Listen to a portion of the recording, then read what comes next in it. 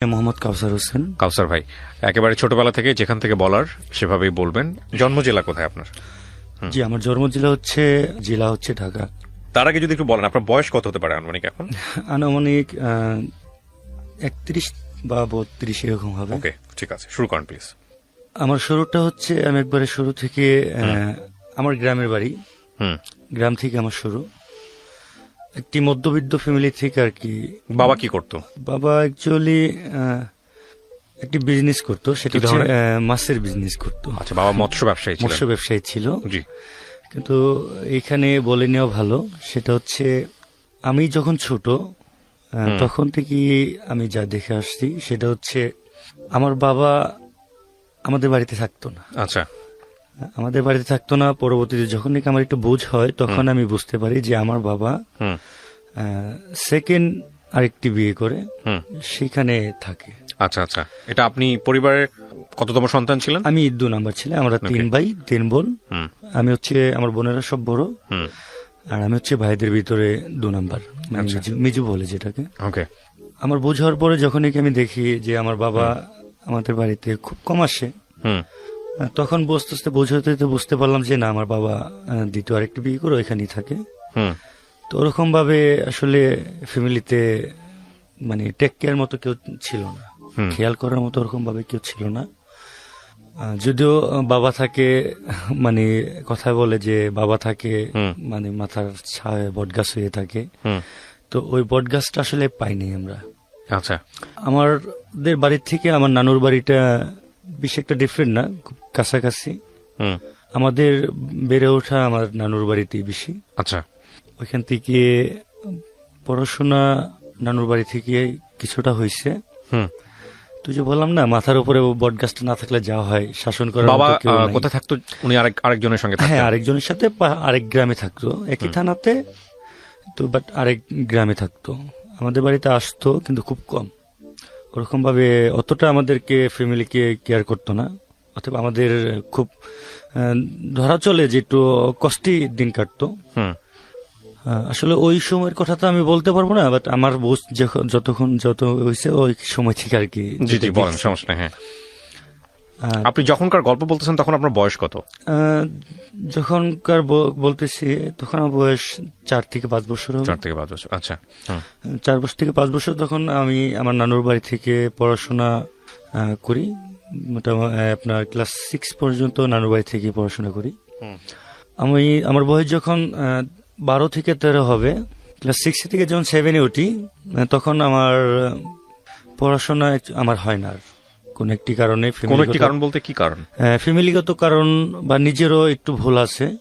নিজের ভুলটা, আমি তখন একটু অন্য টাইপের ছিলাম, মানে ওই মানুষের সাথে আড্ডা, আমার সেম বয়সী যারা ছিল, হ্যাঁ, অনেকে পড়াশোনা করতো, অনেকে পড়াশোনার বাইরে ছিল, তাদের আড্ডায় আর কি একটু মানে বেখেয়ালি হয়ে গেছিলাম গা। তো বেখেয়ালি হওয়ার কারণে পড়াশোনাটা হয় নাই আমার। ওকে। তখন পড়াশোনা না হওয়ার কারণে ফ্যামিলিতে এমনিতেই থাকি। এমনি থাকাতে অনেক সময় দেখা যাচ্ছে ফ্যামিলি থেকে 2-4টা কথা বলে। আচ্ছা। পড়াশোনা করতেছি না বা কোনো কাজও করতেছি না, বা কোনো কাজ শিখতে দিলে ওই কাজটাও ঠিক মতো নিচ্ছি না, একটু উল্টাপাল্টা ভাবে চলাফেরা করতেছি। জি।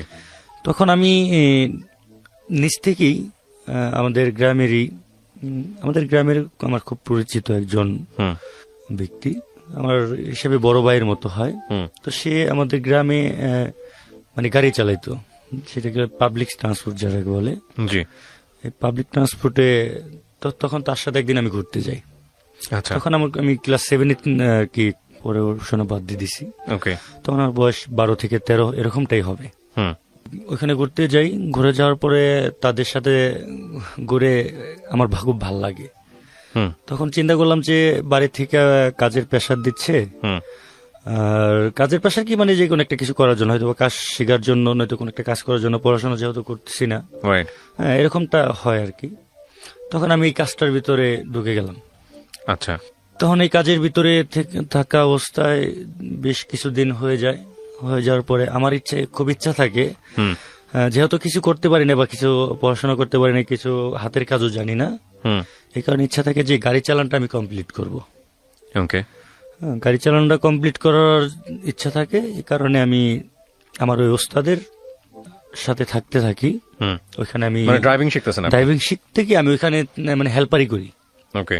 হেল্পারি করি। এটা কি ধরনের গাড়ি? এটা হচ্ছে লেগুনা টাইপের গাড়ি। লেগুনা। কোথায় হেল্পিং করছেন, মানে ঢাকাতে? এটা নবাবগঞ্জ। নবাবগঞ্জে? জি, ওকে, তারপর? নবাবগঞ্জে আমি ওখানে হেল্পারি করতে থাকি। হুম। তো অনেক দিন হওয়ার পরে আমার ওস্তাদ যে ছিল সে হুম। আমাকে সে গাড়ি চালানটা হুম। কিছুটা কমপ্লিট করায় দেয়। ওকে। তা আমি খুব আগ্রহের সাথে আরো বেশি তার ওস্তাদকে খুব বেশি কেয়ার করি, তার কথা শুনি। হুম। যেন ওস্তাদ আমার উপর খুশি হয়ে যেন আমাকে গাড়ি চালানটা শিখিয়ে দেয়। হুম। তো ওস্তাদের সাথে ওস্তাদের বাড়িতে গেতাম। আচ্ছা। ওস্তাদের বাড়ি ছিল হচ্ছে মানিকগঞ্জ জেলাতে পড়ছে। হ্যাঁ। হ্যাঁ, বনপাড়িল নামের একটা গ্রাম। হ্যাঁ। সম্ভবত এটা সিঙ্গেল থানা এরকম হবে। জি। তো তাদের ওইখানে আমি গেতাম, অনেক সময় গেতাম। আচ্ছা। বেশি সময়টা আমার ওইখানেই কাটতো, ছুটির সময়টা। হুম। তো আমার বয়স তখন মোটামুটি দীর্ঘ 2-3 বছর কেটে গেছে। আমার বয়স যখন 15 ক্রোজ হয়ে গেছে গা, হুম। তখন আমি ড্রাইভিং কমপ্লিট করে ফেলছি। ড্রাইভিং কমপ্লিট করে আমি অলরেডি আমাদের গ্রামে মানে ওইটাকে চান্স বলে আর কি, যদি কেউ রুটে নতুন গাড়ি চালান শিখে যদি কেউ গাড়ি পায় তাহলে ওইটাকে বলে যে চান্স দেওয়া হয়েছে। আচ্ছা। ঠিক আছে, তো আমি রুটে চান্স পাইছি। তো চান্স পড়লাম, আলহামদুলিল্লাহ আমি খুব খুশি হয়ে আমি আমার স্ট্যান্ডে বা বাজারে হুম। হ্যাঁ, বা আমাদের সহকর্মী যারা আছে, সহপাঠী যারা আছে, সবাইকে মিষ্টি খাওয়াই। আচ্ছা। মিষ্টি খাওয়াই। তো আমি আবার ওস্তাদের বাসায় মিষ্টি খাওয়ানোর জন্য ওস্তাদের বাসায় যাই। হুম। ওস্তাদের বাসায় যাই, ওস্তাদের বাড়ির মানুষ আমাকে খুব ভালোবাসতো, হুম। খুব ভালোবাসতো। আমি তাদেরকেও আমি প্রচন্ড পরিমাণে রেসপেক্ট করতাম, খুব ভালোবাসতাম। তারা আমাকে খুব ভালোবাসত। ছোট ছিলাম তো। জি, তখন আপনি স্যার পান নাই, লাইসেন্স পান নাই? না, তখন আমি লাইসেন্স পাইনি। তখন আমার বয়স অনলি 14 কোর্স করে 15-তে আমি। হুম। তখন আমি আমার ওস্তাদের বাসায় মিষ্টি দেওয়ার জন্য আমি যাই। হুম। তো যাওয়ার পরে বললাম না, আমার ওস্তাদের ফ্যামিলি যে যারা আছে, ওস্তাদের আম্মু বা ওস্তাদের ওয়াইফ, ওস্তাদের বড় বোন, ঠিক আছে, বা যারা আছে সবাই আমাকে খুব ভালোবাসতো। ছেলে হিসাবে খুব ভালো জানতো। হ্যাঁ, যদিও এমনি আউট মানে ফাঁকে একটু উল্টাপাল্টা এমনি দুষ্টামি ফাইলামি করতাম, কিন্তু কোনো ফ্যামিলিতে গেলে পরে একটু ভালোভাবে চলার চেষ্টা করতাম আর কি। মানে এই বুঝটা ছিল ভিতরে, এই বুঝটা ভিতরে ছিল। আলহামদুলিল্লাহ তখন মিষ্টি নিয়ে যাই। যাওয়ার পরে আমার ওস্তাদের বাসায় ছিল না। ওকে। আমি যখন ওস্তাদের বাসায় যাই, ওস্তাদের বাসায় ছিল না। হুম। তো না থাকার কারণে আমার সেদিনকার রাতটা ওইখানেই থাকতে হয়। আমি আগে অনেক থাকছি আমার ওস্তাদের বাসায়। হুম। তো ওইখানে রাত্রে থাকি। আমার ওস্তাদের বড় বোন আর আত্মীয় স্বজন পাশাপাশি বাসা। তা আমি থাকি, যখন যাই তখন শুনে যে কাউসার আসতে মিষ্টি নিয়ে আসতে, ও রুটে চান্স পাইছে। তো এই কথা শুনে আমাদের আচ্ছা, রোডের চান্সটা কে দেয়? রুটের চান্সটা হচ্ছে কি আমাদের প্রথমত সরকার তো দেয়ার কথা না। না, এটা হচ্ছে মানে আপনাদের মধ্যে আমাদের ঠিক আছে গাড়ি চালাও। হ্যাঁ, গাড়ি বুঝতে চালাও, পারছি। এরকমটা। মানে ওই ক্লিয়ারটা হলো যে আমি আসলে বয়স হয় নাই, কিন্তু এমনি রুটে চালানোর মতো উপযোগ্য কিনা। আচ্ছা আচ্ছা, সেই জিনিসটা তার আগে ক্লিয়ার। নিজেরাই আপনারা ওস্তাদ শাগরেদ মিলে ডিসাইড করেন আর কি, আপনাদের যে কমিউনিটি, লেগুনা কমিউনিটি আছে। বুঝতে পেরেছি। হ্যাঁ, তারপর সেদিনকে রাত্রে আমার ওইখানে থাকতো। আর তাদের আত্মীয় স্বজন যারা আছে, অবশ্য সেদিনকে রাত্রে অনেক মজা করি, যেহেতু অনেক আত্মীয় স্বজন ছিল। ওস্তাদের আত্মীয় স্বজন মানে আমারও আত্মীয় স্বজন হয়ে যায়, সম্পর্কটা এত ভালো হয়ে যায়। তখন ওস্তাদের মানে ছোট বোন, ঠিক আছে, ছোট বোন সে আমার কাছে আসে। তখন আমাকে ভাইয়া বললেই ডাকতো। আচ্ছা। ঠিক আছে, মানে আমার বড় ছিল, কিন্তু আমাকে ভাই কয়ে আর কি সম্বোধন জানাইতো। তখন আমার বলতেছে, কাউসার ভাই তুমি একটু আসো, তোমার সাথে কথা আছে। আচ্ছা। তা আমি আসলে তো চিন্তা করলাম যে ঠিক আছে, তাহলে যে আগে কথাটা শুনি। তারপর আমি আপুর কাছে যাই। আপুর কাছে যাওয়ার পরে বললাম যে আপু বলেন। তখন বলতেছে যে কাউসার তুমি তো এখন রুটে চান্স পাইছো, তার মানে আগে তো ছিল হেল্পার, এখন হয়ে গেছো ড্রাইভার।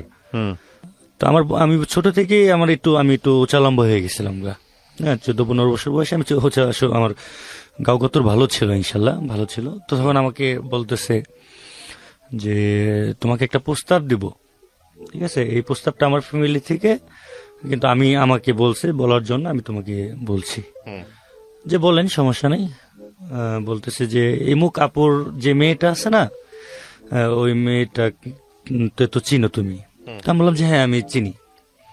ওই মেয়েটা তোমাকে খুব পছন্দ করে, তুমি কি এতে কি কোনো রাজি আছো কিনা? আসলে তখন আমি এই সম্বন্ধে কিছুই বুঝি না। হ্যাঁ, তখন আমি খুব মানে চিন্তায় পড়ে গেলাম, পছন্দ করে কি, এটা পছন্দ করে এরকমটা ভাবতেছি। হ্যাঁ, তো আমি একটু মুচকি হাসি দিয়ে বললাম যে হ্যাঁ ভালো তো, আলহামদুলিল্লাহ, পছন্দ করা ভালো, আমিও তো আপনাদের সবাইকে পছন্দ করি। হ্যাঁ, আসলে যে এই পছন্দ কোন পছন্দ এই জিনিসটা আমার ভিতরে আসে নাই। তো তখন ওই ব্যাপারে সে আমার সাথে আর কথা বলে না। যখন আমি এই কথা বললে আমি হাসি দিয়ে উড়াই হেলাইছি কথাটা, ওরাই আমি চলে আসছি ওইখান থেকে। আচ্ছা, চলে আসার পরে রাত্রে ছিলাম ওইখানে। সকালবেলা উস্তাদ আসে, উস্তাদ আসার পরে উস্তাদের সাথে কথা হয়। কথা হওয়ার পর আমি চলে আসব, ঠিক তখন মানে একটি মানে ধারাবাহিকভাবে একটা মানে এর মতো অনেক লোকজন একসাথে জড়ো হয়ে, ঠিক আছে, তখন আমাকে উস্তাদ বলতেছে যে কাউসার, আমার এই মুখ বোনটা তো অবশ্যই তুমি চিনো, আর অমুক বোনের যে মেয়েটা ওকেও তো চিনো। আমি হ্যাঁ চিনি। ওই মেয়েটা তোমার খুব পছন্দ করে, তোমাকে বিয়ে করতে চায়। কত বয়স তখন আপনার? আমার বয়স তখন 15। মেয়ের বয়স কত? মেয়ের বয়স এরকমই হবে। এই অবস্থায় আপনাকে অফার দিল? আমাকে মানে offer আপনি রোডে দিছে। উঠে গেছেন, গাড়ি চালাতে পারেন এই কারণে? হ্যাঁ, এই কারণে। ওকে। তখন আমি একদম মানে প্রেম ঘাবড়ে ভালোবাসা কি গেছি। বুঝতেন? আপনি মেয়েটাকে আগে থেকে চিনতেন, আমি দেখতেন? চিনতাম, কিন্তু আমি চিনতাম, একসাথে চলতাম, হ্যাঁ, কথা বলতাম, হ্যাঁ, কিন্তু এই যে পছন্দ করা বা প্রেম জিনিসটা, হ্যাঁ, ভালো এগুলো লাগার বুঝতেন জিনিসটা, এই জিনিসটা আমি ওরকম বুঝতামই না এক কথায়। তখন আমি আমার ওস্তাদে বললাম যে ওস্তাদ, আসলে এই বিষয়ে তো আমি কোনো কথা বলতে পারবো না, আর যেহেতু আমার বয়স এখন হয় নাই ওরকম, আপনি নিজেও জানেন এটা, অতএব এটা বয়সটা হোক, পরবর্তীতে এটা দেখা যাবে। আমি এই কথা বলে আমি ওইখান থেকে চলে আসি। তো চলে আসার পর আমি আমার স্ট্যান্ডে আবার এসে আমি আবার গাড়ি চালাই। হ্যাঁ, তখন আমার মোবাইলে তখন হঠাৎ করে রাত্রে গাড়িতেই ঘুমাইতাম, তো আমার মোবাইলে SMS আসে। আচ্ছা, একটা SMS আসে, আমি আবার SMS দেখে আমি তার রিপ্লাই দিই। ঠিক আছে, যে ঠিক আছে, কে আপনি, চিনতে পারলাম না। আমি একটা রিপ্লাই দেওয়ার পরে সে আমাকে ফোন দেয়। ফোন দেওয়ার পরে আমি কথা বলি, আমি কি তাকে চিনি? সে ফোন দেওয়ার যখন পরিচয় দিতেছে তখন আমি তাকে চিনছি। চিনার পর যখন নাকি সে আমার সাথে একটা অন্য কথা বলতেছে, তখন আমি মানে না চিনার ভান ধরে রং নাম্বার উপর ফোনটা কেটে দিই। আচ্ছা, ফোনটা কেটে দিই, কারণ আমি এই বিষয়ে আসলে কথা বলতে চাচ্ছিলাম না। ঠিক আছে, আর মেয়েটা, হ্যাঁ, ও আমাকে পছন্দ করে, কিন্তু আমার অতটা পছন্দ ছিল না। আচ্ছা, হ্যাঁ, এটাও একটা কথা। হ্যাঁ, আমার অতটা পছন্দ ছিল না, এই কারণে আমি অ্যাভয়েড করতাম তাকে। তো এমন করতে বেশ কিছুদিন যাওয়ার পর আমাকে আবার ওস্তাদের বাসায় যে কোনো একটা কারণে যাইতে হয়। তো ওস্তাদের সুমন্দি ছিল আর কি, সুমন্দির বিয়েতে। হ্যাঁ, সুমন্দির বিয়েতে আমার যাইতে হয়। তো ওইখানে যাওয়ার পরে ওই বিয়েতে যাওয়ার পরে তার সাথে আবার মিট হয়, তার সাথে আবার দেখা হয়। হ্যাঁ, দেখা হওয়ার পরে ওইখানে তো অনেক কথাবার্তা বলে মোটামুটি একটা ভালো একটা ইয়ের ভিতরে, একটা কথাবার্তার ভিতরে চলে আসছি। হ্যাঁ, তখন মোবাইল নাম্বার আবারও আমারটা নেয়। হ্যাঁ, কারণ মোবাইল নাম্বার আমার কয়েকটা নাম্বার ছিল, ওই নাম্বারটা আমি ক্লোজ করে ফেলি। তখন কিন্তু সিম যখন মন চায় তখনই কিনা যাইতো। ঠিক আছে, কোনো আপত্তি ছিল না, ভেঙে ফেলা যেত, যে কারো নামে রেজিস্ট্রেশন করা যেত, রেজিস্ট্রেশন করাই থাকতো। ঠিক আছে, তখন তাকে অন্য আরেকটা সিমের নাম্বার দিই। তো ওই সিমটা আমি সবসময় খোলা রাখি না, কিছু কিছু সময় খোলা রাখি। হ্যাঁ, সেটা হচ্ছে যেহেতু আমি গাড়ি চালাই, আমার ডিস্টার্ব হবে, এই কারণে আমি দিনে ওই সিমটা খোলা রাখি না, ওইটা রাত্রি খোলা রাখি। তো এই জিনিসটাকে আমি বলে দিই আবার। ওকে। তো ওইখানে বিয়ে শেষ করে যখন নাকি আমি তাদের বাসায় আবার যাই, ওই মেয়েদের বাসায় আমি থাকি। হ্যাঁ, ওই বাসায় দাওয়াত করে নিয়ে যায়, ওই বাসায়ও থাকি আমি। আসলে মানে অন্য কোনো বিনিময় না, কিন্তু সেটা এটি যে তার ফ্যামিলিও আমার খুব পছন্দ করতো, যেহেতু মানে তারাই জানতো এটা আসলে কি কারণে, সেটা আমি জানি না। তো এইভাবে চলতে থাকে বেশ কিছুদিন। তো আমার কাছে মনে হলো যে এইভাবে যদি চলে তাহলে মাত্র আমার শুরু, ঠিক আছে, আমি মাত্র শুরু করছি। তো এখনই যদি একটা এরকম কিছু হয় তাহলে আমি গাড়ি চালানোটা আমার প্রবলেম হয়ে যেতে পারে। কারণ যেহেতু আমরা লাস্ট যে স্টপে এসে যাইতাম ওইখান থেকে তাদের বাড়ি বেশি একটা দূরে না। আচ্ছা, ঠিক আছে। তো আমি যখন মাঝে মধ্যে আপত্তি করতাম, যখন মেয়ের আপত্তি জানাইতাম যে না আমি আসলে এখন কথা বলবো না বা আমি এর সাথে জড়িত থাকতে চাই না, তখন আমাকে অনেক সময় একটু ঠের মতোই বলা হইতো আর কি। ঠিক আছে, তখন আমার কাছে ভিতরে একটা ভয় ঢুকে যায় যে আসলেই তো ওদের বাড়ির থেকে তো এখানে খুব কাছাকাছি, হয়তো বা অনেক সময় দেখা গেছে অনেক কিছু করতে পারে তারা। তো এই জিনিসটা চিন্তা করে মানে ওইখান থেকে গাড়ির চালানটা বন্ধ করে দেওয়ার সিদ্ধান্ত নিই। আচ্ছা। হ্যাঁ, তা আমার ভিতরে একটু ভয় কাজ করে। তো ভয় কাজ করে না, আমি আসলে চিন্তা করছিলাম যে ওই গ্রামেই গাড়ি চালাবো অনেকদিন, বেশ ওইখানেই থাকবো, এরকম চিন্তা ভাবনা থাকে। কিন্তু ওই চিন্তা ভাবনাটা আমি আর হয় না আমার ওই গাড়িটা। তখন আমার বোনের ভিতর ছোট বোন, যে আমার ছোট বোন তখন ঢাকাতে থাকতো, ঢাকা বাড্ডাতে থাকতো। তখন আমার ওই বোনকে আমি ফোন দিই, ফোন দেওয়া বলি যে আপু আমি তো ঢাকাতে আসতে চাচ্ছি এখন। কি ধরনের বোন উনি আপনার? আমার আপন ছোট বোন। আপন ছোট বোন, হ্যাঁ, ঠিক আছে, আমার আপন ছোট বোন। আপন ছোট বোনকে আপনি আপু বলেন? হ্যাঁ, আচ্ছা, ঠিক আছে, যে আপু আমি তো ঢাকা আসতে চাইতেছি, তাহলে কি করা যায় বলেন তো, আমার জন্য কোনো একটা কাজ ব্যবস্থা করে দিতে পারবেন কিনা। এখন যেহেতু একটা বয়স, মোটামুটি একটা বয়স হয়ে গেছে গা, হ্যাঁ, কারণ 14-15-16 বছরের একটা বয়স, আর একটা হাত খরচ লাগে। কারণ গ্রামে যদি এভাবে বাড়িতে বসে থাকি, ছিলাম কিছুদিন বসে ছিলাম, হ্যাঁ, 15 দিন 1 মাসের মতো এমনিতেই ছিলাম, তাতে আমার খুব সমস্যা হয়ে যায়। তো সমস্যা হওয়ার কারণে আমি আপুকে ফোন দিই। তা আপু বললো যে ঠিক আছে তাহলে তোর ভাইয়ারে ফোন দিই। আচ্ছা, তখন আমি ভাইয়ারে ফোন দিই যে ভাইয়া আমি তো ঢাকাইতে চাইতেছি, তা আমাকে কোনো একটা কাজ, কোন একটা চাকরি বা আমাকে ব্যবস্থা করে দেওয়া যায় কিনা। তো তাকে বললাম যে ভাইয়া আমার তো গাড়ি চালানোটা কমপ্লিট, কিন্তু আমি তো ঢাকাতে আসলাম, এখন চাকরি পাবো না যেহেতু আমার লাইসেন্স নাই। ওকে। তখন বললো যে হ্যাঁ ঠিক, সেটা তো পাবা না, তাহলে তুমি আসো, দেখি কি করা যায়, আসো দেখি কি করা যায়। তো চিন্তা করলাম যে ঠিক আছে, বাড়িতে অনেকদিন ধরে রয়েছি, কবে যাব সেটা বলে নাই। এই কথা বলার সাথে সাথে আমি খুব আগ্রহের সাথে খুশি হয়ে বাড়ির থেকে মানে ব্যাগ টেক নিয়ে রওনা দিয়ে দিই। ওকে। হ্যাঁ, তাৎক্ষণিকভাবে আমি রওনা দিয়ে দিই। তখন আসি আমি বাড্ডাতে। তখন আমি আপুরে ফোন দিই, আপু বাসার ঠিকানা দেয়। তখন আমি বাসা ঠিকানা অনুযায়ী আমি বাসায় যাই। বাসায় যখন যাই তখন গেট দিয়ে যখনই আমি ঢুকবো, গেট গুলা কিন্তু একটু নিচে হয়, মানে পকেট গেট যেটাকে বলে, ঠিক আছে, পকেট গেট একটু নিচে হয়।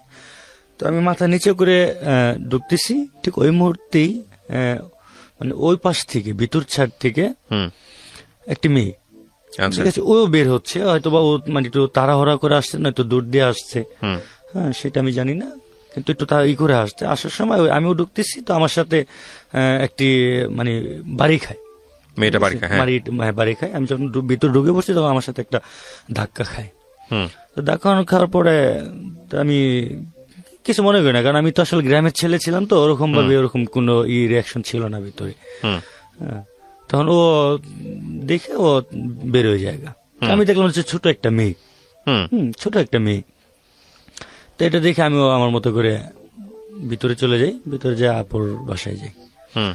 আপুর বাসায় যাওয়ার পরে ওইখানে থাকি, থাকতে অবস্থায় তার অল্প কিছুদিনের ভিতরেই, মানে 2-3 দিনের ভিতরে আমার একটা চাকরি হয়ে যায়। কিসের চাকরি এটা? এটা হচ্ছে একটা বেসরকারি একটা ইন্স্যুরেন্স কোম্পানিতে, একটা লাইসেন্স নাই, চাকরি হলো কিভাবে? না, এটা বলতেছি, বেসরকারি একটা ইন্স্যুরেন্স কোম্পানিতে, যেটাকে আমরা মেশিন মানে পিয়ন বলি। ও আচ্ছা, ড্রাইভিং না, প্রাইভেট না, মানে বেসরকারি, মানে আমি বলছি ড্রাইভিং চাকরি না, ড্রাইভিং না, তখন তো আমার লাইসেন্স পাইনি, এই কারণে আমার ওইটা হয় না। তারপর তখন আমি যে একটা ইন্স্যুরেন্স কোম্পানিতে চাকরি নিই, চাকরি করা এখন ওই থাকি আপুর বাসায়, আপুর বাসায় থাকি, আপুর বাসায় থেকে অফিস আসা যাওয়া করি। তো এর ভিতরে আমি ফলো করলাম যে আমার বাসায় প্রথমে যেদিনকে আসলাম সেদিনকে যে মেয়ের সাথে আমার সাথে একটা ধাক্কা হইলো, সেই মেয়েটা ওই বাসাতেই থাকে। আচ্ছা আচ্ছা। ঠিক আছে। আরেকটা জিনিস সেটা হচ্ছে যারা মধ্যবিত্ত ফ্যামিলি তারা কিন্তু ওই ঢাকা শহরে ওই যে দেখবেন যে ছোট ছোট রুম, মানে বারিন্দা সহকারে রুম থাকে, একটি বাড়ির ভিতরে 4টা 5টা 8টা এরকম রুম থাকে। ঠিক আছে, তো এতগুলা ফ্যামিলি মেম্বার ওইটার ভিতরে থাকে। তো আমার আপু এরকম একটা বাসা ছিল, বারিন্দা ছিল, এখানে আমি থাকতাম। তো কি বেশ কিছুদিন পরে আমি ফলো করলাম যে ওই সেই মেয়েটা এই বাসায় থাকে। তো থাকে তো একটু ছোট ছিল, হ্যাঁ। তখন ও চিনলো আমাকে যে আমি এই রুমে যে থাকে তার ভাই।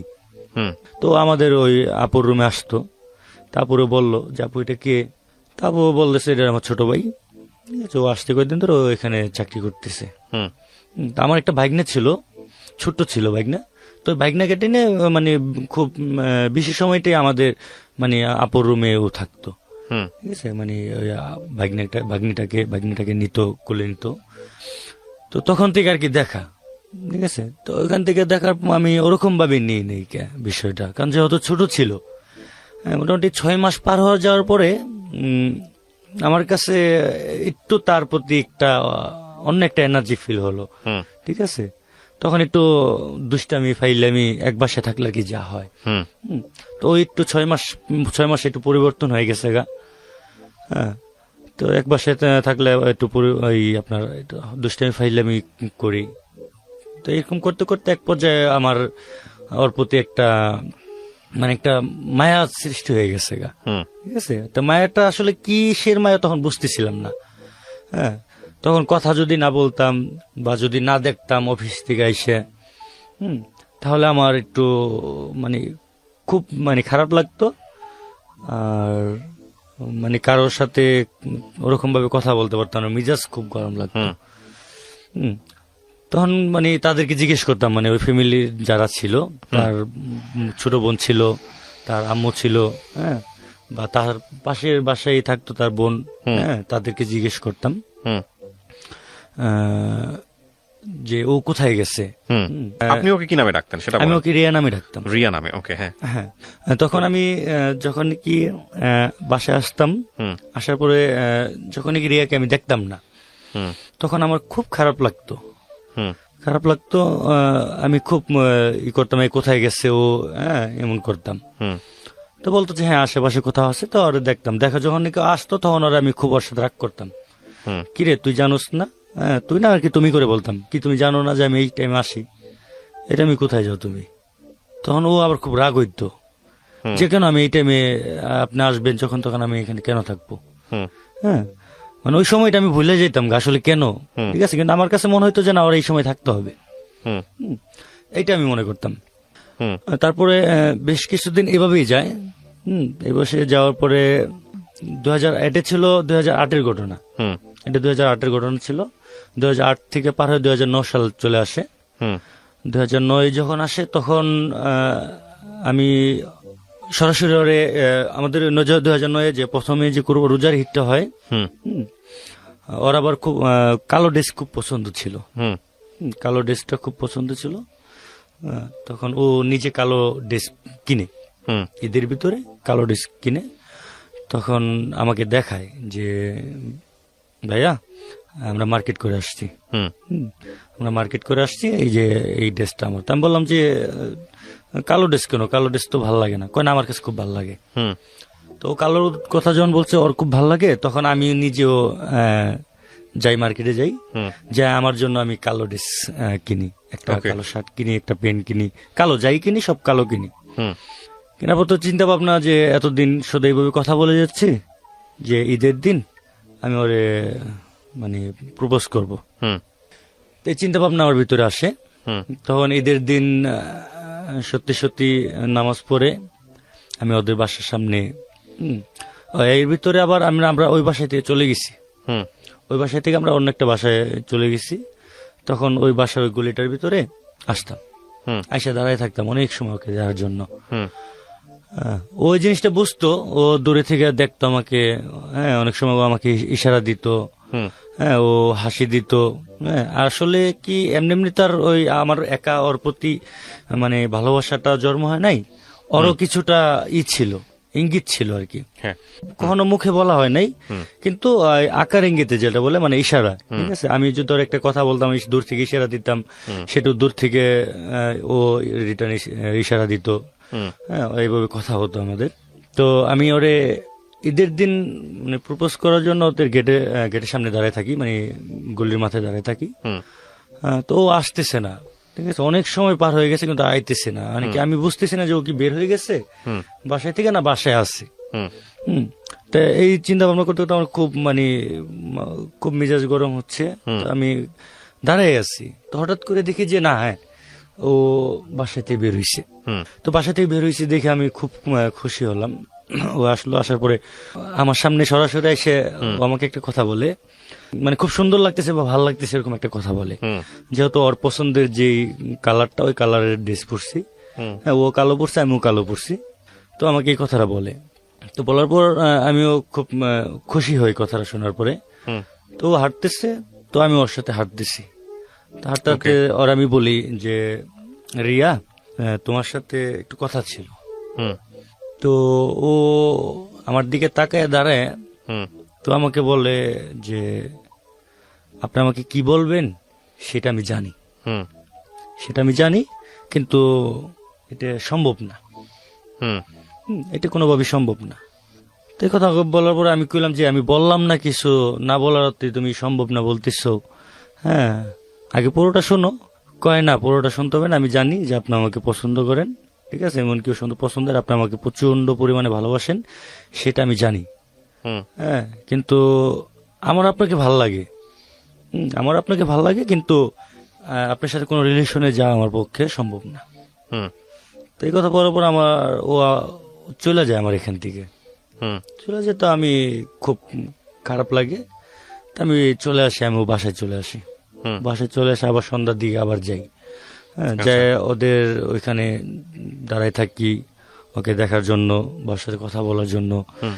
তো এক পর্যায়ে ও একটু বিরক্ত হয়ে যায়, ও একটু বিরক্ত হয়ে যায়। হ্যাঁ আমি অনেক দিন, মানে ওই যে ঈদের দিন যে আমি প্রপোজ করলাম না, তারও প্রায় 6 মাস পরে, 6 মাস পর্যন্ত আমি প্রতিনিয়ত ওর মানে ছায়ের মতো পিছনে লেগেছিলাম।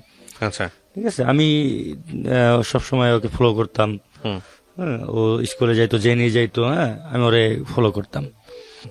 তো আমার একটা মানে আসে, ওর প্রতি একটা জিদ আসে, হ্যাঁ একটা জিদ আসে যে ও পাইতে হবে, হ্যাঁ না ওই জিদটা ওই তখন আসে না যে যা দেখ ও আমাকে অ্যাভয়েড করতেছে, দরকার নেই, ঠিক আছে, তো দরকার নাই। তো এখন আমারই আরেক ফ্রেন্ড ছিল, ঠিক আছে, ও আমাকে একটা বুদ্ধি দিল, কাউসার আসলে কি মেয়েরা কিন্তু একটু হিংসটে হয়, হ্যাঁ।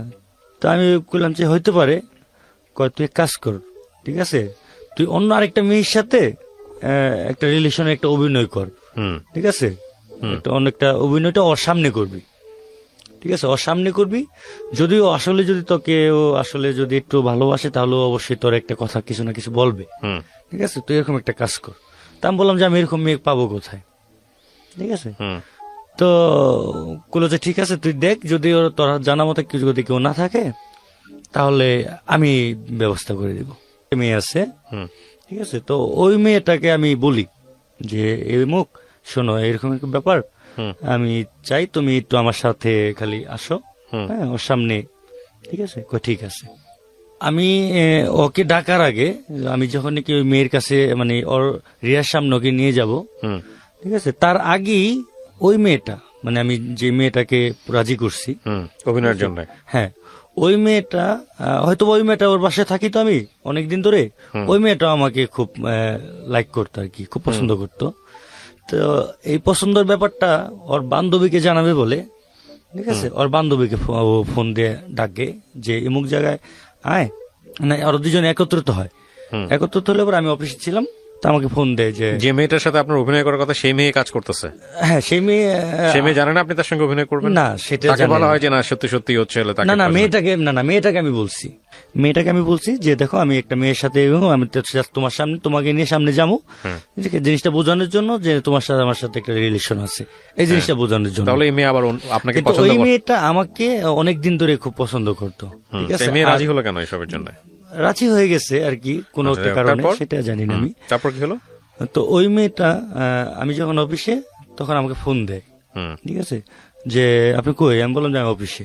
কয় আচ্ছা সরাসরি অমুক জায়গায় আইসেন। কেন? কয় এখানে আইসেন, একটু কাজ আছে। ঠিক আছে, আচ্ছা ঠিক আছে কাজ আছে। তো আমি ওইখানে যাই। ঠিক আছে, যাওয়ার পরে মানে আমি অবাক হয়ে যাই গা। ঠিক আছে, এটা আসলে দুর্ভাগ্যবশত আমি যেই মেয়েকে ভাও করছি ওই মেয়ে আর আমি যেই মেয়েকে পছন্দ করি, রিয়া নামের যে মেয়েটা, এই মেয়ে একসাথে। আচ্ছা, ঠিক আছে, এখন আমি এই বিষয়টা জানতাম না যে এই দুইজনে পরিচিত। ঠিক আছে, দুইজনে যে পরিচিত, ওরা দুজনে খুব ক্লোজ ফ্রেন্ড ছিল, দুজনে বান্ধবী ছিল, সেটা আমি জানতাম না। হ্যাঁ, তখন ওইখানে সরাসরি আমি জানতে পারি যে ওই মেয়েটা আর কি, ওই মেয়েটা আমাকে পছন্দ করে, ওকে দেখানোর জন্য ওরে ডাইকে নিয়ে আসছে, আর ওকে বলছে যে আমি নাকি ওকে ভালোবাসি। সেটা ওই মানে রিয়াকে বলছে। তো রিয়া তো এটা শোনার পর মানে ও একদম সরাসরি আমার দেখার পর তো খুব মানে একদম রাগ হয়ে মানে একটু রাগ আর অভিমান দুটোটাই ছিল ওর চোখের ভিতরে। ওর চোখে পানি চলে আসছে। তো ওর চোখে পানি যখন চলে আসে তখন আমি বুঝতে পারি যে কিছু একটা হয়েছে। তখন ও আমাকে ওদের বাসার ওইখানে আসতে বলে, রিয়া আসতে বলে, কয় যে আমাদের বাসার ওইখানে আসেন। তো আমি সরাসরি ওখান থেকে নগদেই চলে যাই। চলে যাওয়ার পরে সন্ধ্যার সময় ওদের বাসার গলিতে যাই। তো গলিতে যখন যাই তখন ও আমাকে বলে যে কাউসার ভাই আপনি এই কাজটা করতে পারলেন? তখন আমি আবার একটু পার্ট নিয়ে বলি যে কিছু করার নাই, হ্যাঁ তুমি তো রাজি না, এই কারণে অন্য একটা দিক দিয়ে একটু চেষ্টা করতেছিলাম। হ্যাঁ, এই কথা বলার পরে তখন বলে যে ঠিক আছে আমি রাজি। তখন আমি রাজি যখন বলছে তখন তা আলহামদুলিল্লাহ আমি খুশি। আলহামদুলিল্লাহ খুশি। তখন এইভাবেই কিছুদিন চলে। হ্যাঁ, ও দেখা প্রতিনিয়ত দেখা কথাবার্তা চলে। এভাবে করতে করতে হঠাৎ করে একদিন ওর আম্মুর সামনে মানে পড়ে যাই, বা ওর আম্মু কথা বলতে দেখে ফেলে। আমার সাথে যে কথা বলে সে আমার নাম্বারটা চিনি। তো আমি চেনার পরেও সে আমাকে সরাসরি রাস্তায় একদিন তার সাথে দেখা, তারপর 2-1 দিন পরেই তো আমাকে বলতেছে যে এই ছেলে, এই তাদের গ্রামের বাড়ি ছিল যশোরে। ঠিক আছে, তাদের ভাষাটা খুব সুন্দর ভাবে বলে আর কি, শুদ্ধ ভাষায় বলে। তোমার তো সাহস কম না, তুমি আমার মেয়ের সাথে কথা বলো, তুমি আমার মেয়েকে প্রস্তাব দাও, বিয়ে করতে চাও, হ্যাঁ তোমার এত বড় সাহস। হ্যাঁ, তো এরকম ভাবে আমাকে খুব অপমান করে আমাকে। তা আমার ভিতরে ওই কথাগুলা খুব মাইন্ডে লাগে যে রাস্তার ভিতরে আমাকে এতগুলা মানুষের সামনে এইভাবে কথাগুলা বললো। হ্যাঁ, খুব জিদ আসে আমার ভিতরে যে এই মেয়ে নিয়ে যেহেতু তো কাহিনী, তাহলে আমি কিছু একটা করবো, যাকে যদি বিয়ে করি বা এই মেয়েটাকেই করব, আমি এরকম একটা জিদ নিই। তো ওইভাবে তখন আমি তাৎক্ষণিকভাবে আমি ওই মেয়ের সাথে কোনোভাবে কথা বলি, হ্যাঁ রিয়ার সাথে কোনোভাবে কথা বলি। কথা বলার পরে সে বলে যে না এটা কিছু হবে না, সমস্যা নেই। কিন্তু মেয়েটা আমাকে বলে না যে তার উপরেও খুব চাপ সৃষ্টি করে আর কি, কিন্তু আমার কাছে বলে না বিষয়টা।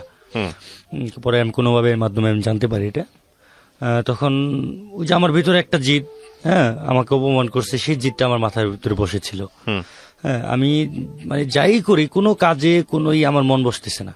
হ্যাঁ, আমার কথা একটাই যে আমাকে অপমান করছে, সেই জিদটা আমার পূরণ করতে হবে। তখন ছিল 2010 সাল, জুলাই মাসের 4 তারিখ। জুলাই মাসের 4 তারিখ সেদিনকে হঠাৎ করে আমি অফিসে না যেয়ে সকালবেলা আমি চলে আসি ওদের বাসার ওইখানে, অফিসের ডেসে অফিস যাবো চিন্তা ভাবনা করে, কিন্তু আমি আর অফিসে যাই না। তো না যে ওদের বাসার ওইখানে আসি, তখন ও আমাকে দেখে ও আসলে পরে ওরা আমি বলি যে রিয়া চলো আমরা চলে যাব, মানে বিয়ে শাদী করবো। হ্যাঁ, আপনার প্রিপারেশন ছিল এটা আমার? ওই যে আমি আগে প্রায় 1 সপ্তাহ 10 দিনের মতো আমি এইটা আমি মানে করে রাখছি। হ্যাঁ, আমার প্রিপারেশন ছিল। ওরে প্রস্তাব করছি, কিন্তু বাট ও প্রথমেতে মানে ওরকম ভাবে ছিল না, ও মনে করছে যে আমি দুষ্টামি করতেছি। আচ্ছা, হ্যাঁ, তখন ও আমারে মানে হাসিতে বলে যে এটা কেমন কথা বলো। তা আমি বললাম যে হ্যাঁ সিরিয়াসলি আমরা এখনই চলে যাবো। ঠিক আছে, ও এক কাপড়ে ছিল, তখন ওই আপত্তি জানায়। ওই আপত্তি জানায় যে ঠিক আছে তুমি যদি না যাও তাহলে এইখানে আমার সম্পর্কটা ক্লোজ হয়ে যাবে। হ্যাঁ, যখন এইভাবে বলে তখন ও বলে যে ঠিক আছে, এটা তো আমিও চাই না, ঠিক আছে আমিও রাজি। হুম তখন ও এক কাপড় যে নামছে না বাসায় থেকে, হুম তখন ও আমার সাথে সকালবেলা আমার সাথে চলে আসে। আচ্ছা হ্যাঁ, চলে আসে। তখন কোথায় যাব, কোথায় যাব ওরকম ভাবে প্ল্যান করে নেই কখনো। হুম তো ওখান থেকে আমাদের গ্রামের উদ্দেশ্যে রওনা হই। ওকে গ্রামের উদ্দেশ্যে রওনা হই। এখন ফ্যামিলির কাউকে জানাইনি, ফ্যামিলির কাউকে জানাইনি। আমার এক ফ্রেন্ড ছিল, তাকে একমাত্র জানানো হয়েছে যে আইতেছি আমি, এরকম এরকম ব্যাপার। তো সেও গাড়ি চালাইতো আর কি, সেও গাড়ি চালাইতো। তো বলে যে ঠিক আছে, আর কি করা, যেহেতু চলেই আসছো, যদি বাসায় না যাওয়া সম্ভব হয় তাহলে আসো। তখন আমি যাই। যাওয়ার পরে তখন ওখানে আমি আরেকটা কাজ করি, সেটা হচ্ছে আমার যে উস্তাদ ছিল, হ্যাঁ, আমার ওই উস্তাদকে আমি ফোন দিই। হুম হ্যাঁ, যেহেতু সে আমার একজন ছিল। তখন আমি বলি যে ওস্তাদ, এরকম ব্যাপার, আমি তো একটা মেয়ে নিয়ে চলে আসছি। হুম হ্যাঁ, মেয়েটা আমি খুব ভালোবাসি, কিন্তু মেয়েটাকে অন্য এক জায়গায় বিয়ে দিতে চাইছি, এই কারণে আমি নিয়ে এসে পড়ছি। হুম তো এই কথা বলতে যে ঠিক আছে, তাহলে চলে আসো, আর কি করে, তাহলে চলে আসো। তারাও একই কথা বলছে। প্রথমে তো একটু শাসন করছে, যে এটা ঠিক করো নাই কে। পরে আমি নিয়ে যাই। নিয়ে যাওয়ার পরে আমি উঠি হচ্ছে আমার ওস্তাদের বাসায়, ওস্তাদের যেখানে থাকতো তার বাসায় উঠি। আমরা পরিবারও কি রাজি হতো না আপনার মানে বিয়ে দেওয়ার জন্য? না না, আসলে কি তখন কিন্তু বয়স কিন্তু প্রাপ্ত বয়স ছিল না। আচ্ছা, দুজনেরই প্রাপ্তবয়স্ক ছিল না? দুজনেরই অল্প বয়স ছিল। আমারও কিন্তু 17-18 এরকম আচ্ছা, তখন মাত্র। ঠিক আছে। ঠিক আছে, ওরও ওই 15, হ্যাঁ এরকম 15-16, 15-এর মতো হবে। হুম ঠিক আছে, দুজনের বয়স কম ছিল। তো এই কারণে আসলে বাসায় ফ্যামিলিকে বলার মতো সাহসটা হয় নাই। হুম সাহসটা হয় নাই। তো কাউকে না জানে এই কাজটা করে ফেলি। তো করার কারণে আমি যখন আমার ওস্তাদের বাসায় যাই, তখন ওস্তাদ বলি যে ওস্তাদ, যে এখন কেমনে কি করা যায়, আমি তোরকে বিয়ে করব, কারণ বিয়েটা কেমনে করা যায় হুম এটা আপনাদের করাই দিতে হবে। তখন বললো যে ঠিক আছে, তাহলে আজকে তো সন্ধ্যা হয়ে গেছে, তাহলে আজকে তো সম্ভব না, তাহলে কালকে আমরা কাজী ডাকবো বা কাজী অফিসে যাব। হুম বলো ঠিক আছে। তখন যাই, কাজী অফিসে যাই। কাজী অফিসে যাওয়ার পরে আমাদের এখন মেয়ের তো বয়স অল্প, মেয়ের জন্ম নিবন্ধন বা এই ছাড়া তো কাজী বিয়ে করাবে না। হুম তখন আমি আরেকজনকে মেয়ের বোন বানাই। হুম ঠিক আছে, আরেকজনকে মেয়ের বোন বানাই। তো আমার গার্জেন থাকে আমার উস্তাদ আর আমার 2 বন্ধু ছিল। আর মেয়ের গার্জেন থাকে হচ্ছে আমার যাদের বাসায় উঠছিলাম আমি, খালা ডাকি যাকে, আমার ফ্রেন্ডের আম্মু, তাকে বানানো হয় মেয়ের বড় বোন।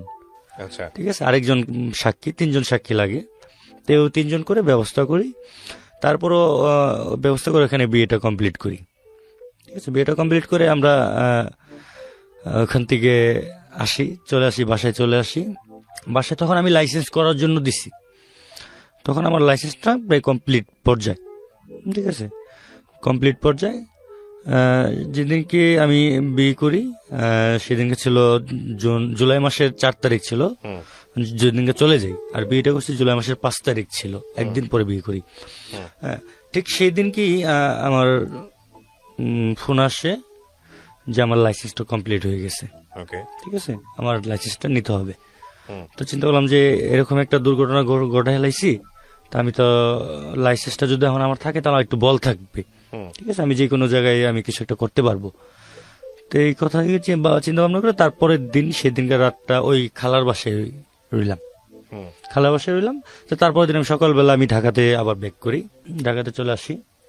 ঢাকাতে আসার পরে আমি লাইসেন্সটা নিই। ঠিক আছে, লাইসেন্সটা নিয়ে আমি এর ভিতরে আমার মোবাইল ফোন সব অফ করে রাখি। ঠিক আছে, আমার বন্ধুর মাধ্যমে খবর নিতেছি যে কি হচ্ছে, এদিকে কত রোগ কি হচ্ছে।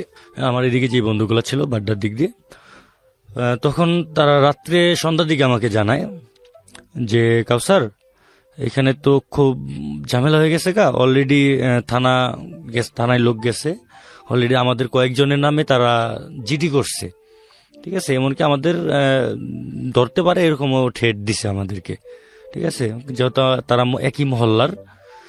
তো আমি বললাম যে ঠিক আছে, তোরা একটু দূরে দূরে থাকিস। এই কথা বলে আমি আমার যাচ্ছি, গ্রামে যাইতেছি, আমার মানে যেখানে আমার ওয়াইফকে রেখে আসছি। ঠিক আছে, ওইখানে যাইতেছি। তো যাওয়ার সময় আমার আরেক বন্ধু, সেটা হচ্ছে আমার গ্রামেরই বন্ধু, ঠিক আছে। তো এখান থেকে আবার মেয়ের ফ্যামিলি থেকে আমার যে এখানে বোন জামাই ছিল তাদেরকে খুব প্রেশার দেয়, তাদেরকেও থ্রেট দেয়, আপনার এই পুলিশদের থ্রেট দেয়, এলাকার মানুষদের থ্রেট দেয়, ঠিক আছে। থ্রেট দিলে তো যেহেতু এখানে আমার বোন জামাই এখানে চাকরি করে, এখানে থাকে, ঠিক আছে, তারা একটু ঘাবড়ায় যায়। আর তাদেরকে বলা হয়েছে যে মেয়ে নাকি বহুত কিছু বাসায় থেকে নিয়ে তারপরে ছেলের সাথে পালাইছে, ঠিক আছে, এরকমটা বলা হয়েছে। তো বললাম যে ঠিক আছে, আমি বললাম যে ঠিক আছে, আমি ফ্যামিলিতে কথা বলতেছি। তখন আমার ফ্যামিলিতে আমি আমার বোন জামাইকে আমি ফোন দিই। ফোন দেওয়ার পরে সে তো খুব রাগ, আমাকে গালি শুরু করে দিছে। তুই যে মেয়েকে নিচ্ছস, মেয়ে তো অনেক টাকা নিয়ে গেছে বাসায় থেকে, অনেক সোনা গয়না নিয়ে গেছে, এখন আমাদের তো পুলিশে ধরাই দিব, টেট দিতেছে, আমার জিডি করছে, ঠিক আছে। তো আমি বললাম যে না, ওরকম কিছু আসে না, ও এক কাপড়ে আইসে, ও এক কাপড়ে আমার সাথে চলে আসছে। তো এটা বিশ্বাস করে না, আমার ফ্যামিলিও বিশ্বাস করে না। তো ঠিক আছে, আমি এই কথা বিশ্বাস না করার কারণে তো আমিও ফোন রেখে দিই, আমার টোটাল যোগাযোগ আমি অফ করে দিই, কিন্তু ওই যে আমি কথা বলছি না, ঠিক আছে, ওই কথা বলার কারণে তারা কোনো একটি মাধ্যমে আমি যেখান থেকে কথা বলছি ওইখানকার ঠিকানাটা তারা পেয়ে যায়, ঠিক আছে, মানে মেয়ের ফ্যামিলি, আমার ওয়াইফের ফ্যামিলি, পেয়ে যাওয়ার কারণে পরে আমার বোন জামাই তাদের কাছে আসে, বলে যে আপনার ভাই অমুক জায়গায় আসে, ঠিক আছে, আপনারা চলেন যাই ওইখানে। তখন আমার বোন জামাই তারা সহকারে আমি যেখানে ছিলাম ওইখানে আমাকে ধরার জন্য যাইতেছে। তখন আমি মাত্রই ঢাকা থেকে যাই, আমি আমার বাসায় পৌঁছে যে ফ্রেশ ট্রেশ হয়ে খালার বাসায় দুপুরে রাত্রে খাওয়া দাওয়া করবো। মাত্র খাইতে বসছি, আমি খাবো, ঠিক ওই মুহূর্তে আমার একটা ফোন আসে। আমার গ্রামে আমার এক বন্ধুর, যে কাউসার তুই যেখানে থাকুস না কেন তুই ওইখান থেকে সইরা যা। আচ্ছা। তা বললাম কেন? যে তোর শ্বশুর বাড়ির লোকজন আমাদের গ্রাম পর্যন্ত চলে আসছে, তার মানে গ্রামে যদি চলে আসে, গ্রাম থেকে আমি যে গ্রামে ছিলাম ওইটা বেশি দূরত্ব না, ঠিক আছে, অল্প মানে 8 থেকে 10 কিলো হবে। তো এই কথা বলার সাথে সাথে আসলে খাওয়াটার হলো না, ঠিক আছে। যখনই বলছে যে অলরেডি বের হয়ে গেছে তারা এখান থেকে, ঠিক আছে, তারা গাড়ি নিয়ে আসছে, এখান থেকে বের হয়ে গেছে গা, তখন আর খাওয়াটা হলো না। তখন না খেয়ে আমি নগদে হাত ধুয়ে ফেলি। তখন বলতেছে কি হয়েছে? তখন আমার যে খালা আমার ফ্রেন্ড ছিল, ওই ফ্রেন্ডদেরকে বলি যে এরকম ব্যাপার, ওইখান থেকে লোক যে বাসাটা ছিল, ঠিক আছে, পাশের যে বাসাটা ছিল ওই বাসায় আমার ওয়াইফকে রাখে, আমি আর আমার ফ্রেন্ড আমরা দূরে কোথাও চলে যাই, ঠিক আছে। আল্লাহর কি কাজ, আমি যখন নাকি ওই বাসা থেকে, গ্রামের বাসা তো একটু ফাঁক হয় আর কি, ঠিক আছে, আমি যখন বাসা থেকে নামি আর তারা অলরেডি মানে এই পাশ থেকে বাসায় ওঠে, মানে জাস্ট 2-4 সেকেন্ডের জন্য আমাকে দেখতে পারি নাই, ওকে, ঠিক আছে। তো ওখান থেকে আমি আমার ওয়াইফকে আরেক বাসায় রেখে আমি পলাই যখন নাকি ফাঁকে যাওয়ার পরে প্রায় 2-3 ঘন্টা পরে আমার কাছে ফোন আসে, আমার ফ্রেন্ডের কাছে ফোন আসে যে না তারা চলে গেছে। যে ঠিক আছে, যেহেতু চলে গেছে তাহলে ঠিক আছে, আমরা তাহলে এখন বাসায় যেতে পারি। তো আমার চিন্তা ভাবনা ছিল তখন বাসায় যেয়ে আমরা কোথাও যামোগা, দূরে কোথাও যামোগা। বাসায় যাওয়ার পরে ওই আমার পাশের বাসায় যে আমার ওয়াইফকে রাখা হয়, ও খুব ভয় থাকে, ও কান্নাকাটি করে। যখন আমি আসি তখন আমাকে মানে এক কথা আমাকে মানে জড়াই ধরে খুব কান্না করতে থাকে, ঠিক আছে। সে আমাকে একটা কথাই বলে যে আমার ফ্যামিলি কিন্তু খুব এই বিষয়টাতে খুব সিরিয়াস, ঠিক আছে, যেভাবে হোক ওরা কিন্তু আমাকে বের করে নিয়ে যাবে, ঠিক আছে। আর আমাকে যদি নিয়ে যায় তাহলে আমি কোনোভাবেই সম্ভব না আমার পক্ষে যে তাদের ওইখানে যে আমি সুস্থ থাকা, আমি কিন্তু বাঁচবো না, ঠিক আছে, আমাকে এইভাবে বলে। তো আমি ওকে খুব মানে সাহস দিচ্ছিলাম যে না না না সমস্যা নাই, ইনশাল্লাহ আমরা এখান থেকে এখন দূরে চলে যাব, অনেক দূরে যাবো। তো এইভাবে বলি। তখন রাত্রে বাজে প্রায় 10টার উপরে, আর গ্রামে তো 10টার উপরে অনেক। তো এত রাত্রে কোথায় যাব কোনো চিন্তা ভাবনা নাই, কিন্তু আমি বের হয়ে যাই ওকে নিয়ে, ঠিক আছে, আমার ওয়াইফকে নিয়ে বের হয়ে যাই। বেরোনোর পর রাস্তা দিয়ে হাঁটতেছি, তো রাস্তাতে হাঁটার কারণে অনেক জায়গায় অনেক মানুষজন তো আমাদেরকে থামাইতেছে, ঠিক আছে, থামাইতেছে। তো ওখান থেকে বাঁচার জন্য আমরা বলি যে এটা হচ্ছে আমার ওয়াইফ, ওর বাড়ি হচ্ছে ইমুক জায়গা, মানে আমার ওই যে উস্তাদ ছিল না মানিকগঞ্জের, ওই ওস্তাদের ওই বাসার ঠিকানা দিতেছি, যে আমার বাড়ি হচ্ছে ওইটা, আমার ওয়াইফের বাসা, হ্যাঁ, আমার শ্বশুর, মানে একটা মিথ্যা কথা বলি ওইখানে, ঠিক আছে, যে আমার শ্বশুর অনেক অসুস্থ, ঠিক আছে, ওইখানে তাকে দেখার জন্য যাচ্ছি, ঠিক আছে, এভাবে মিথ্যা কথা বলে যাইতেছি। পরে ওইখান থেকে যখন দেখছি না বারবার একই সমস্যা হইতেছে, তখন আরেকটা কাজ করি আমি, সেটা হচ্ছে যে বিকল্প আরেকটা রাস্তা, সেটা হচ্ছে চক দিয়ে, মানে বিল বলে যেটাকে, বিল দিয়ে। তো এই রাত্রে দুইজনে বিল দিয়ে হাঁটতেছি, মানে অনেক আছে যেটা বলে যে দুনচা ক্ষেত বলে, পাট ক্ষেত বলে, ঠিক আছে, এইসবের আইল দিয়ে হাঁটতেছি। তো হাঁটতে হাঁটতে হাঁটতে তো অনেক দূর, তো 30 থেকে 40 কিলো হবে, ঠিক আছে, 30-40 কিলো রাস্তা এই রাত্রে 9-10টা থেকে হাঁটা শুরু করছি, সকাল পর্যন্ত, ফজর আজার পর্যন্ত হাঁটছি, খুব কষ্ট করছি। ও যখন হাঁটতে পারতেছে না, ঠিক আছে, এমনও সময় গেছে রাস্তায় দুষ্টামি করে, ঠিক আছে, মানে ও তো এমনিতে, ওর আমি কাঁদিনি, পিছনে কাঁদিনি, কারণ এমনিতে তো কাঁদে উঠবে না, অনেক মানে একটা সিনেমার গল্প দিয়ে ওর আমি কাঁদিনি, তারপর আমি মাইল হাঁটি, হ্যাঁ, এই প্রায় 40 কিলো রাস্তা আমি হেঁটে সকাল পর্যন্ত হাইটে আমি ওই মানিকগঞ্জ যে বাসায় যাব ওইখানে যাই। ওইখানে যাই, ওখানে যাওয়ার পরে ওই ফ্রেন্ডেরও বাসায় আমি বহুত আগে গেছি, কিন্তু এখন আমাকে চিনবে কিনা আমি জানি না, কারণ 3-4 বছর আগে গেছি। তো তারপরও কারণ যাওয়ার কোথাও জায়গা নাই, ঠিক আছে, যাইতে হবে, হ্যাঁ, ওইখানে চিন্তা ভাবনা করে তার বাসায় চলে যাই। তারপরে ওই ফ্রেন্ডের বাসায় যাই, ওইখানে থাকি, ওইখানেও খোঁজ পাওয়া যায়, আমরা ওইখানে আসি, ওইখান থেকেও আমরা পালাই, হ্যাঁ, ওইখান থেকে পালাই আবার আরেকটা জায়গায় জায়গা, সেটা মানিকগঞ্জে চলে যায়, মানিকগঞ্জ থেকে সাভারে চলে যায়, সাভারও খোঁজ পাওয়া যায়। তেমন করতে করতে যখন আমার প্রায় 15-20 দিন এইভাবে কেটে গেল, ঠিক আছে, তখন কোনোভাবে কোনো জায়গায় দাঁড়িয়ে থাকতে পারতেছিলাম না। তখন আমি আমার ওই বোন জামাইয়ের কাছে আমি ফোন দিয়ে আমরা আত্মসমর্পণ করি, ঠিক আছে, বলি যে ঠিক আছে আমরা আসবো, কিন্তু একটা সিকিউরিটি দিতে হবে আপনাদের, যে কোনো সমস্যা হবে না, ঠিক আছে। তখন মেয়ের ফ্যামিলিও বলে যে এলাকার আমরা যেখানে থাকতাম, বাড্ডাতে যেখানে থাকতাম, তা ওইখানের যে মুরব্বী ছিল, লোক ছিল, তারা বলে যে ঠিক আছে তোমরা আসো, আমরা এটা মীমাংসার ভিতরে যাব, হ্যাঁ, আমাদেরকে বলে যে হ্যাঁ মেয়ের ফ্যামিলি মাইনা নিবে এটা, আমাদের এটা বললে আমাদেরকে নিয়ে আসি। তা আমরা আসি, আসার যখনই আমি আসি, আমার ফ্যামিলির থেকে আমাকে সরাসরি আসতে বলে থানাতে, যে থানাতে একটা সালিশ হবে, ঠিক আছে, এইখানে সালিশ করে তোমরা যে বিয়ে করছো ওই বিয়েটা হবে না, এখানে আবার সবার সামনে আবার বিয়ে করতে হবে, বিয়ে করে তারপর তোমরা ক্লোজ হয়ে যাবে কি ব্যাপারটা। তা বললাম যে ঠিক আছে, আলহামদুলিল্লাহ, যদি যাইতে হয় থানায় যেতে আমি যাবো, কোনো সমস্যা নেই। তো আমি সরাসরি আমার ওয়াইফকে নিয়ে আগে বাসায় আসি, বাসায় থেকে আমি থানাতে যাই, হ্যাঁ, বাটারা থানাতে যাই। যাওয়ার পরে আমার কোনো কথা নাই, ঠিক আছে, যাওয়ার পরেই আমাকে যে যার রুমে যাই, যে আমি সঠিক জানি না সে এসআই না ওসি ছিল, যাওয়ার পরে সে আমাকে সরাসরি বলে যে এই কনস্টেবল ডাকে, যে একে ভিতরে ঢোকাও, ঠিক আছে। যখন কি আমার ভিতরে ঢোকানোর কথা বলে না, তখন আমি একদম বোকা হয়ে যাই। তখন ওই আমার ওয়াইফ রিয়া, ও আমার হাতটা তখন বলে যে ওকে ভিতরে ঢোকাও, তখন আমার হাতটা ধরে, ঠিক আছে, আমার হাতটা ধরে রাখে, হ্যাঁ, তখন আমাকে খুব টানাটানি করে, ঠিক আছে, আমার ওয়াইফের কাছ থেকে ছুটাইয়া আমাকে ওই থানার ভিতরে লকআপের ভিতরে ভরে।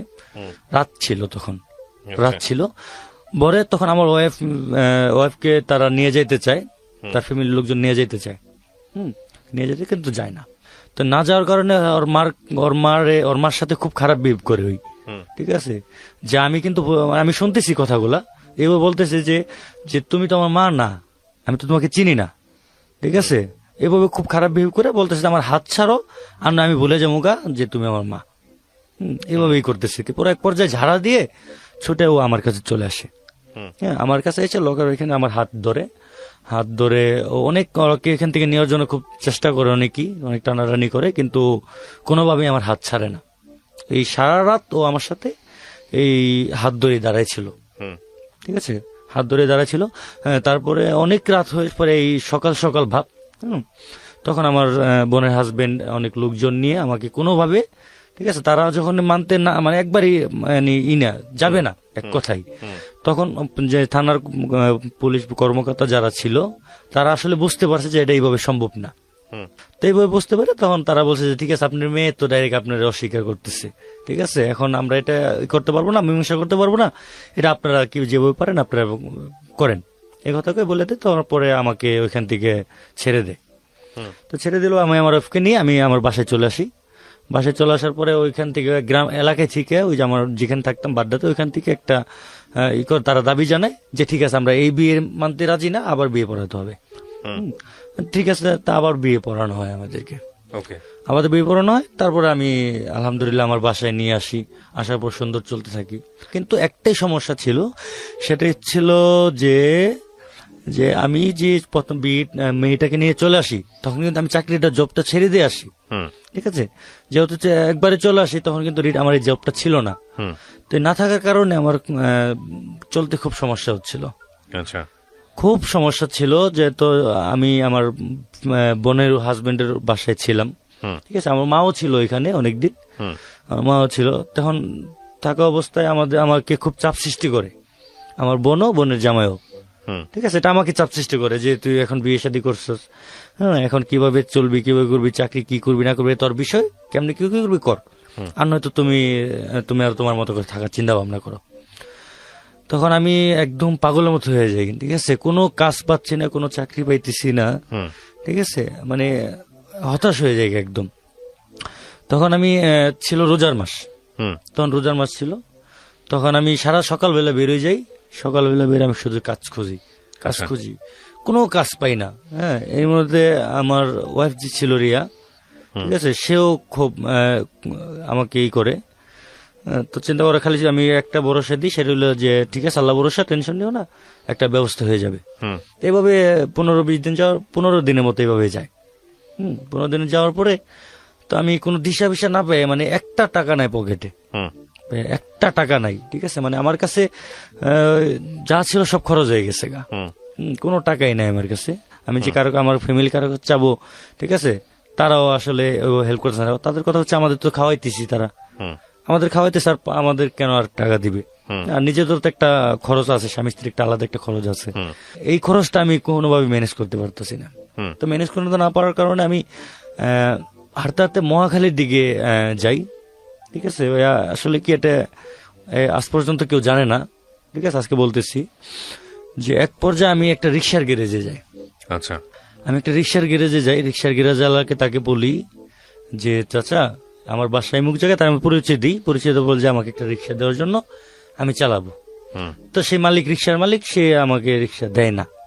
তো না দেওয়াতে ওইখানে আরেকজন মানে মুরব্বী ছিল, সেও রিক্সা চালায়। সে একটু অসুস্থ ছিল, হ্যাঁ অসুস্থ ছিল, কিন্তু সে অসুস্থ, তার নিজের রিক্সা, তার নিজের রিক্সা। তখন সে আমাকে বললে, আমাকে আমার কথাগুলো শুনে সে, তার হয়তো আমার প্রতি একটু খারাপ লাগে, একটু মায়া লাগে। তখন সে বলে যে ঠিক আছে তুমি আমার রিক্সাটা চালাইতে পারো, কিন্তু একবেলা। আচ্ছা, ঠিক আছে, কিন্তু একবেলা, আমি একবেলা চালাই, আমি ফুলবেলা চালাইতে পারি না।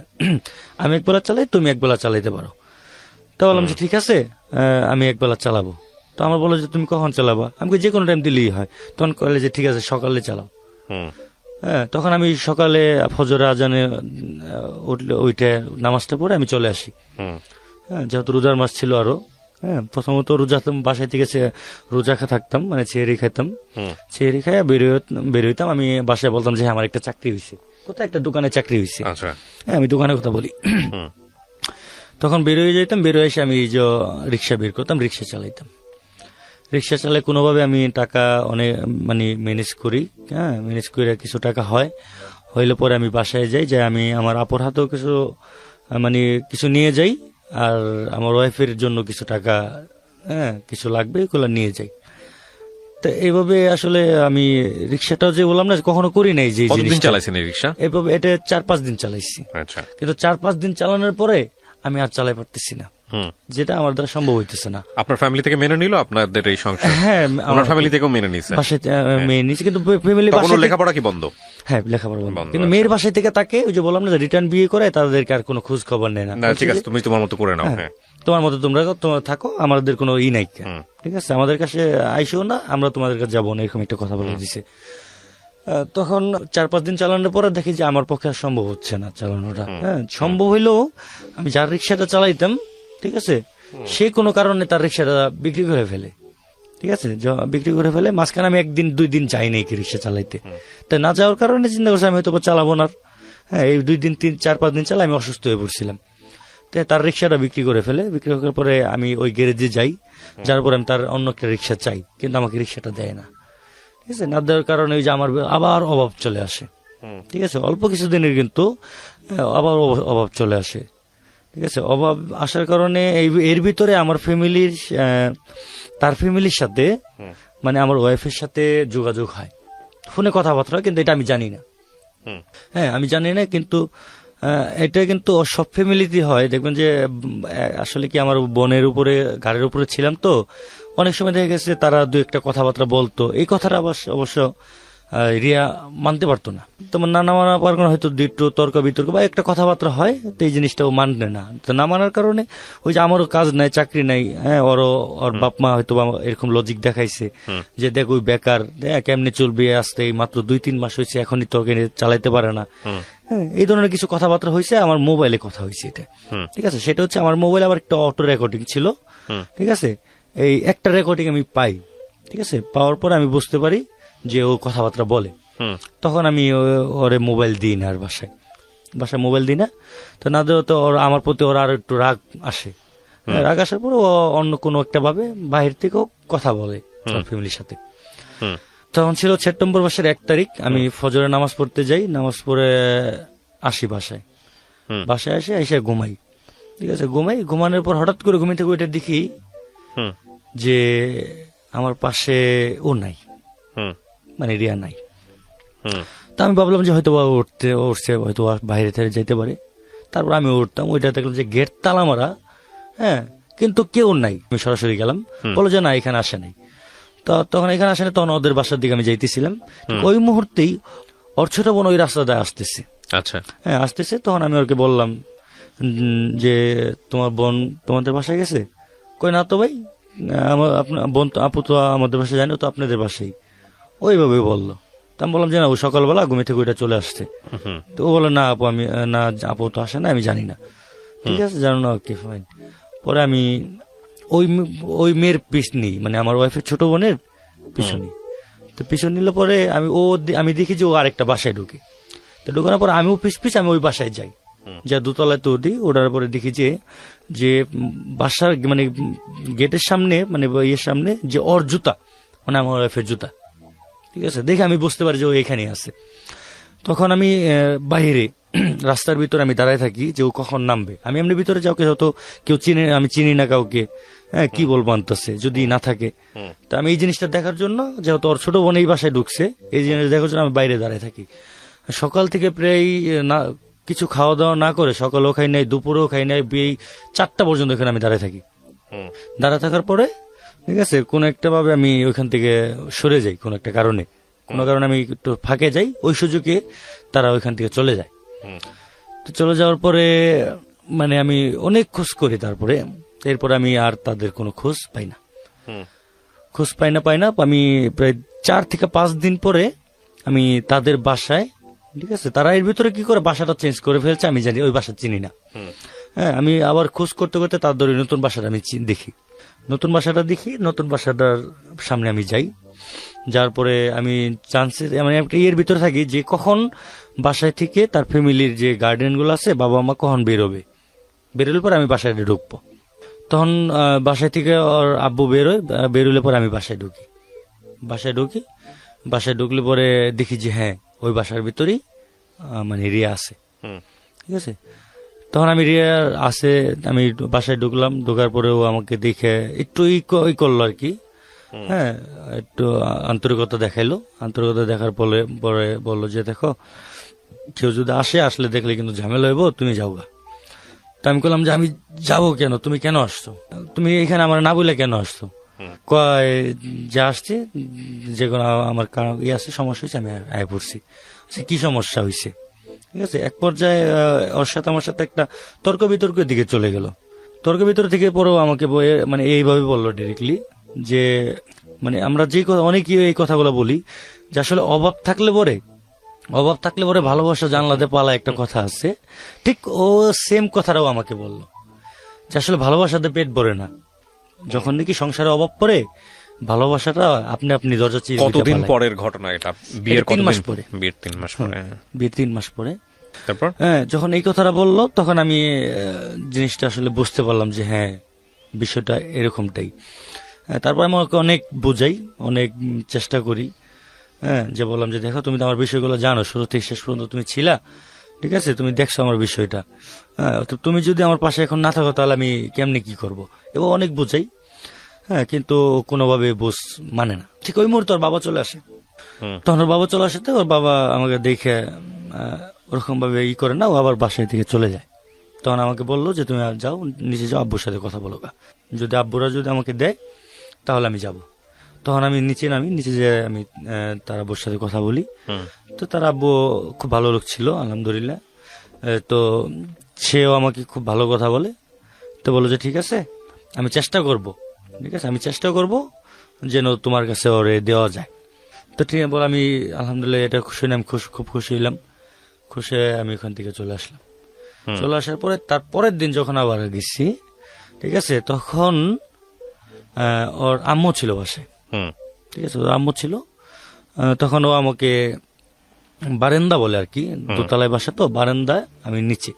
তখন আমার ওর বারান্দা থেকে আমাকে দেখা যাচ্ছে, ঠিক আছে। তখন আমি ওর ইশারা দিলাম। তখন ইশারা দিতে যখন দেখছি ও আমাকে মানে একটা কথা বলে, মানে যে কথাটার জন্য আসলে মানে একদমই প্রস্তুত ছিলাম না। তখন আমাকে বললে যে এইদিকে তাকায় লাভ নাই, ঠিক আছে, এদিকে আর তাকায়েন না। হ্যাঁ, মানে এইভাবে একটু ইমাইরাও আমাকে কথাটা বলে, ঠিক আছে। ওমা, যখন এই কথাটা বলছে তখন আমার তো মাথায় আসলে একদম মানে আসমান ভেঙে পড়ছে, এরকম একটা অবস্থা হয়েছে যে আসলে কার জন্য আমি কি করলাম। আমি ওইখান থেকে আমি এবার একটু সংক্ষিপ্ত করতে চাই। আমি কয়েকটা স্পেসিফিক কোশ্চেন করতে চাই আপনাকে। আমার ঘটনার যে জায়গাটায় আপনি আছেন, আপনি যে সময়টার ঘটনা, মানে সেই যে সময়টার গল্প বলছেন, এটা কত সালে? এটা হচ্ছে 2010 সালে, আরো 10 বছর আগে। আপনাদের সংসারটা আছে না ভেঙে গেছে? না, আমাদের সংসারটা ভেঙে গেছে। সংসারটা ভেঙেছে কত সালে? 10 ভেঙে গেছে। সংসার কত দিনের ছিল? 3 মাসের ছিল। 3 মাসের ছিল। এরপর আর মেয়েটা ব্যাক করেনি, মেয়েটা ডিভোর্স দিয়ে দিয়েছে আপনাকে। আচ্ছা, এরপর আপনি বিয়ে শাদী করেছেন? জি, এরপর আমি আচ্ছা, ওই জীবন আমি নাই বা গেলাম। আমি আপনাকে শুধু একটা কোশ্চেন করি যে আপনি গল্পটা আজকে কেন রেডিওতে বলতে এসছেন? তো 11 বছর আগের গল্প। জি, আজকে এই কারণে বলতে আসছি যে একজন অপ্রাপ্ত বয়স্কর ছেলে, মানে প্রাপ্ত বয়স্ক না হয়ে যদি, ঠিক আছে, বিয়ে করে, মানে নিজের ইচ্ছাকৃত ভাবে, তাহলে কখনোই তার জন্য ওইটা মানে শুভ কামনা হবে না, তার জন্য এটা ভালো ফল আপনি আপনার মতো করে যেটা বলেছেন সেটার যদি আমি এক লাইনে বলি, সেটা হচ্ছে যে আসলে প্রাপ্ত অপ্রাপ্ত বয়স্ক না, এটা এখানে বুঝদার ব্যাপারটা হচ্ছে বুঝদার। প্রথম কথা হচ্ছে যে একটা সংসার চালাতে গেলে শুধুমাত্র আবেগ দিয়ে সেটা চলে না, যেটা আমাদের সমাজে অহরহ ছেলেমেয়েরা ভুলটা করে। এটা নিয়ে আমি বহুবার আমি রেডিওতে বলেছি, বহুবার, এবং বলার মতো গল্প প্রচার করেছি। আজকে আপনি যে গল্পটা এখানে বলে গেলেন, সেই গল্পের এই যে এক ঘন্টা যাবত আমরা শুনছি, এটা একতরফা আপনার বলা, এবং এই একতরফা বলার মধ্যে কিন্তু আমাদের যে সবচেয়ে বড় দুর্বলতাটা, মানুষ যখন নিজের গল্পটা বলে তখন নিজেকে সাধু সাজায়। আজকে যার সাথে আপনার এই সম্পর্কটা ছিল, তাকে যদি এসে বসাতাম এখানে, সেও আপনার বিরুদ্ধে 100টা অভিযোগ করতে পারতো। জি জি জি। তো সেই জায়গাটা থেকে আমরা বরং কে অপরাধী, কে ভুল করেছে, কে করেনি, সেটা বরং নাইবা দেখি। আপনি আরো বলতে চাইলে হয়তো বা তার সম্পর্কে আরো 2-3টা ঘটনা বলতেন যেটা আপনার সঙ্গে খুব খারাপ করা হয়েছে। আমি সেই জায়গাটায় আর যেতে চাই না। আমি বটম অব দ্য স্টোরি যেটা পেয়েছি সেটা হলো যে আপনি বুঝতে পেরেছেন যে অপ্রাপ্ত বয়স্ক অবস্থায় কাজটা করা আপনার ঠিক হয়নি। না, প্রাপ্ত বয়স্ক অবস্থায় কাজ করেও অনেক সময় এই ভুলটা হয়, এই ধরনের ঘটনাগুলো ঘটে। আমি মনে করি যে সংসারে যাওয়ার আগে পুরোপুরি একটা ব্রেন স্টর্মিং করে যাওয়া উচিত। কেন যাওয়া উচিত? সংসারটা মানে হচ্ছে যে দুজন মানুষের মধ্যে একটা লিখিত চুক্তি যে সারাটা জীবন সুখে দুঃখে একসঙ্গে থাকবো। এইটা একটা লাইন শুনতে খুব ভালো লাগে, কিন্তু এটার পেছনে যে কত বড় একটা দায়িত্ববোধ, কত বড় একটা যুদ্ধ, কত বড় একটা স্যাক্রিফাইস লুকায় আছে, এইটা মানে মানে আমি যদি বলি যে এটা একটা ঘরের মতো, এই ঘরে না ঢোকার আগে কেউ টেরই পায় না, বিলিভও করতে চায় না, টেরও পায় না এবং বিলিভও করতে চায় না। তো আমি এই গল্পের মাধ্যমে শুধু একটা কথাই বলতে চাই যে প্রেম করেন, ভালোবাসেন, যেটা করেন করেন, কোনো সমস্যা নাই।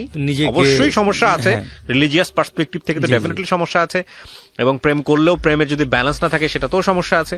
তবে সমস্যা আরো প্রকট হয়ে যাবে যদি আপনি সেই জায়গাটার থেকে একটা পরিপূর্ণ রূপ দিতে চান, এবং সেই রূপ দেওয়ার মতো যদি ক্ষমতা আপনার না থাকে, আপনি যদি ধর্মীয় ভাবেও যান, ধর্মে আমাদের বলা হয়েছে তোমার যদি সামর্থ্য থাকে তাহলে বিয়ে করো, আর না হলে রোজা রাখো। জি জি রাইট?